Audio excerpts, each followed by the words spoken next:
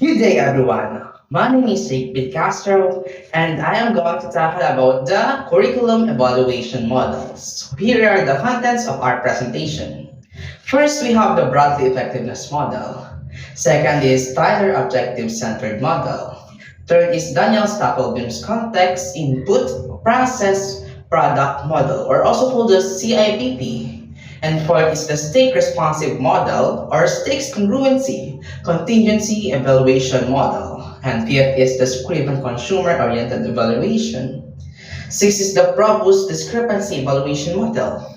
And seventh is the Eisner's Educational Connoisseurship Model. So, what is curriculum evaluation models?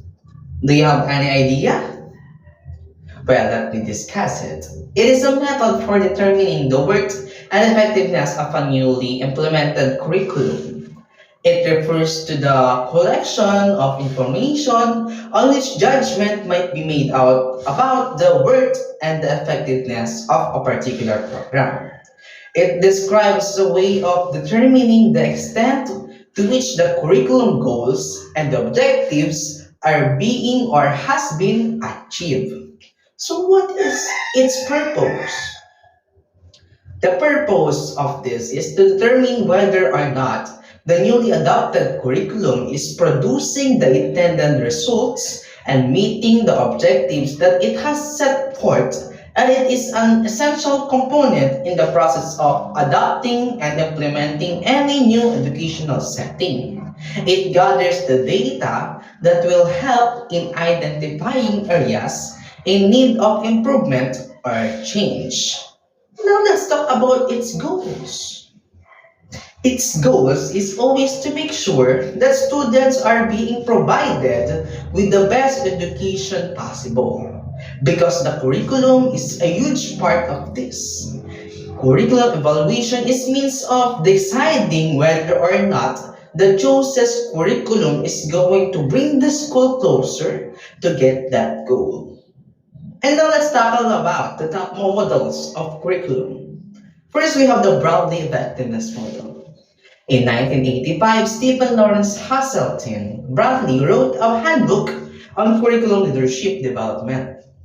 This book provided indicators that can help measure the effectiveness of a developed or written curriculum. For this purpose of the classroom teachers, some of the statements were simplified. So what are its indicators?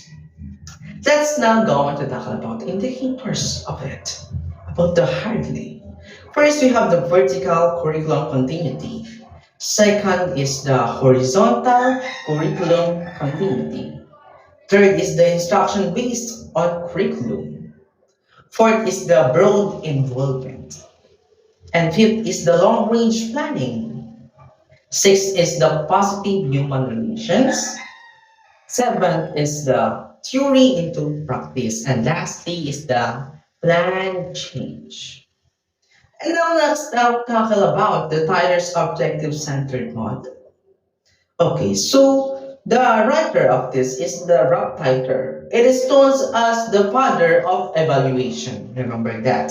He presented the concept that curriculum should be dynamic and the program under constant and revision. One of the best known models for curriculum evaluation, it is the Tyler's model. Known for the special attention it gives to the planning phases. It is a deductive process. Okay, so here are the three essential elements of the Tyler model. First, we have the learner. Second is the life in the community. Third is the subject matter. So what are those Tyler's four principles? Tyler model have four principles. So what are those?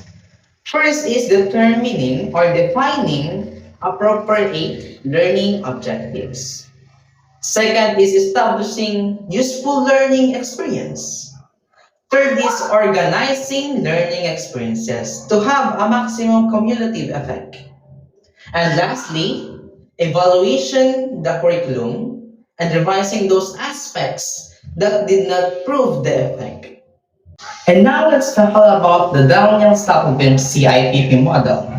But what does CIPP means?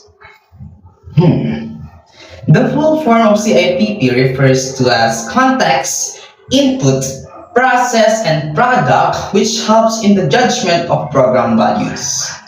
The CIPP framework was developed as a means of linking evaluation with program decision making.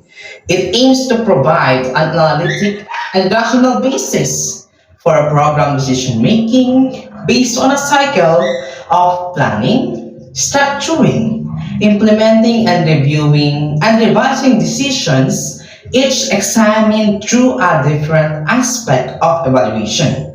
For the development of curriculum, this approach is found very supportive and gives the way in a systematic manner.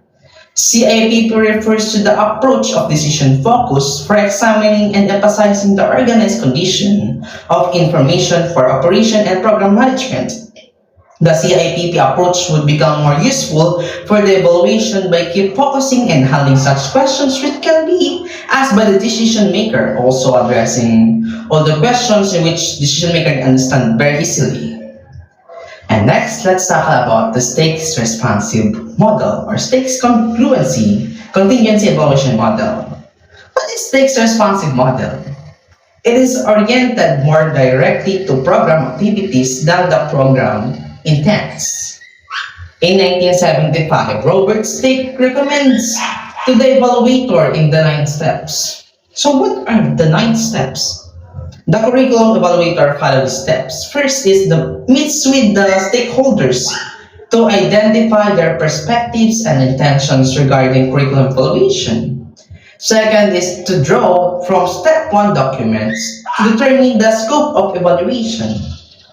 Third is observes the curriculum closely to identify the unintended sense of implementation and any deviations from announced intents.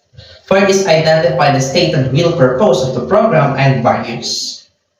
Fifth is to identify the problem of the curriculum evaluation at hand and identifies an evaluation design with the needed data. Sixth is select the means needed to collect the data or information. Seventh is to implement the data collection procedure. Eighth, organize the information into teams. And lastly, decides with stakeholders the most appropriate formats for the report. So, congruency refers to the degree of alignment between what was desired and what was actually achieved. Contingency refers to the relationship between the variable to the other.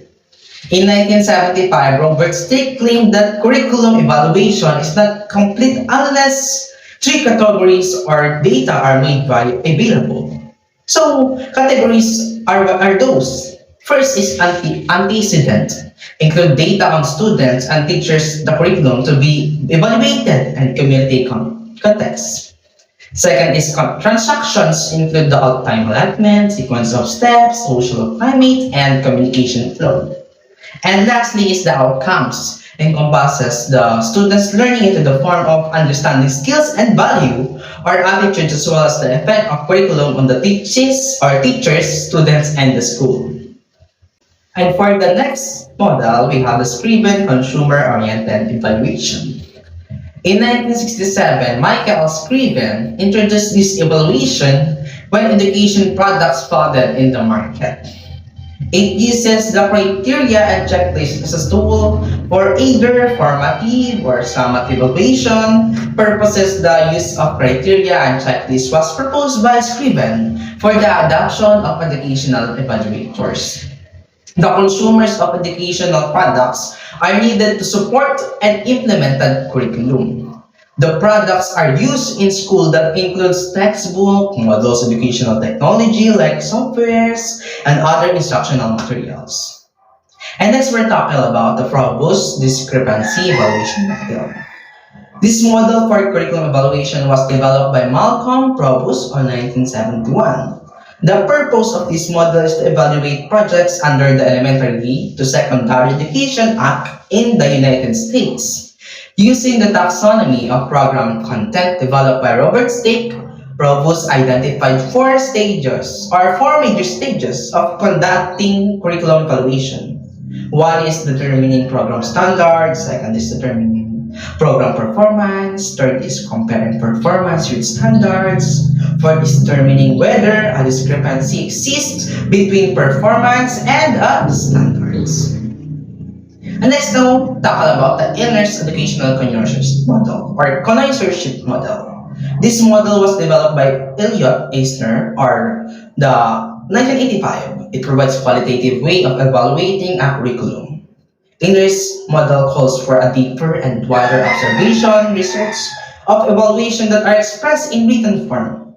The results provide excellent and accurate interpretation and appraisal. This model tries to capture every aspect of curriculum activities, including like hidden curriculum. The emphasis of this model is always on the quality rather than on the measurable quantity of learning and interaction. And that's all, and thank you for listening.